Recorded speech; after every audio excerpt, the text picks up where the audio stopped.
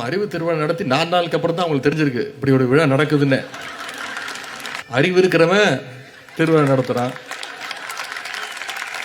அதிமுக தான் இப்படி இருக்குன்னா இன்னும் சில கும்பல்கள் புதுசா கிளம்பி இருக்கு.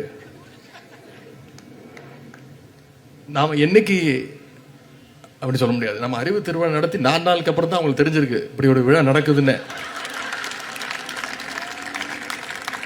என்ன கேட்கறாங்க?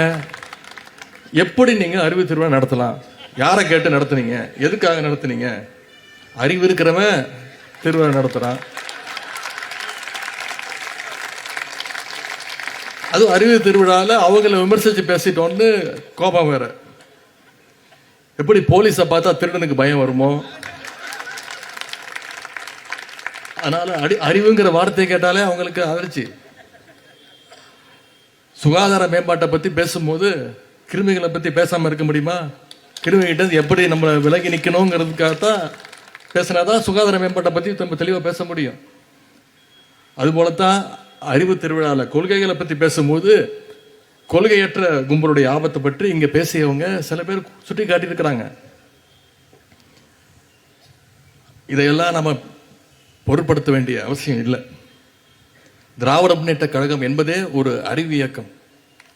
கழகத்தில் பயணிக்கிற ஒவ்வொருவரும் ஒவ்வொரு நாளுமே அறிவு திருநாள். குக்கிராமங்களில் கூட படிப்பகம் நடத்திய இயக்கம் நம்முடைய திராவிட முன்னேற்ற கழகம்.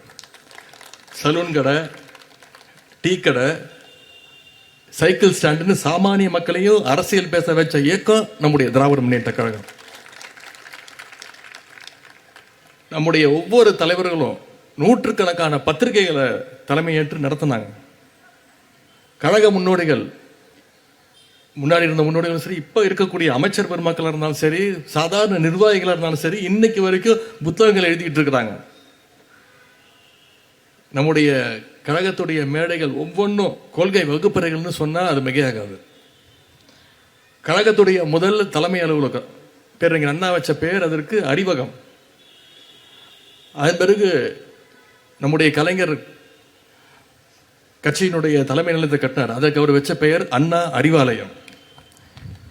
இப்படி அறிவுக்கு முக்கியத்துவம் வந்துட்டு இருக்கிறதுனால தான் இன்னைக்கு திராவிட முன்னேற்ற கழகம் ஒட்டுமொத்த இந்தியாவுக்கும் ஒரு வழிகாட்டியான கழகமாக இயக்கமாக இன்னைக்கு நடைபோட்டுக் கொண்டிருக்கிறது.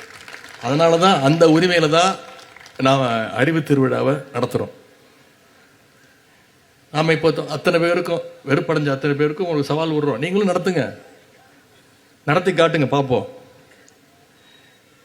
ஆகவே அடிமைகளையும் பாசிஸ்டுகளையும் கொள்கையற்ற வெற்று அட்டைகளையும் கண்டு நாம அச்சப்பட தேவையில்லை. அவங்களுக்கெல்லாம் நம்ம பதில் சொல்ல தேவையில்லை.